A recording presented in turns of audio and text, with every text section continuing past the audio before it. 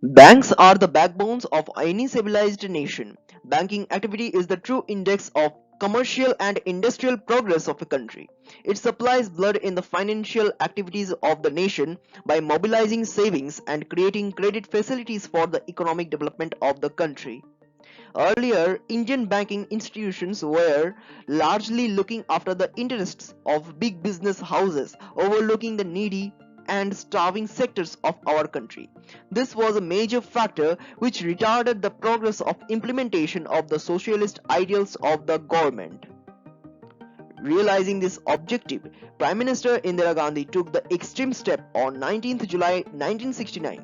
She nationalized 14 major banks after crossing several expected and unexpected hurdles. The major banking institutions are now directly under the control of the government. This step has been taken to fulfill the long cherished ideal of the nation, and it is expected to correct the loop-sidedness of Indian economy.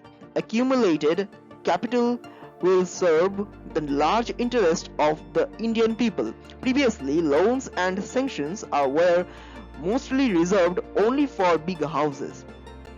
Now, common man has come under focus. The bank credit now feeds the starving cottage industries, cooperatives, and the poorer sections like the farmers and small businessmen, the backbone of a socialistic government neglected till yesterday. Following nationalization, there has been a clear-cut drift to banking activities from rural areas. More than half of the new branches opened after nationalization are located in rural areas to encourage the rural population to save money. Further, banks' duty is to help the poor farmers in pushing up the farm products. There is also a definite stress on supply of credit facilities to help the educated unemployed to start a new venture.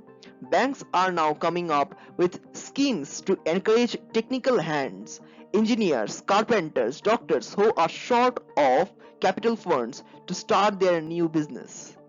Banks have now also become very liberal in providing credit facilities to rickshaw pullers, poor shopkeepers, small artisans, ex-soldiers, etc. Though there is still much scope for accommodating many more people. It is also playing an important role in mobilizing small savings and creating big capital for the nation. The different banking institutions are now coming forward every day with new schemes of deposits to ensure better future for their customers. Old age pension, education of children, marriage of daughter, etc. are now covered by such deposit schemes. Banks are also reaching even the minor students in the classrooms. It has actually started to work right from the grassroots level. Thus, for the first time, we see the banks in India doing some constructive work by creating, planning, and improving the economic condition of the majority of the Indian population rather than enriching the richer section as was done during the pre-nationalized nation.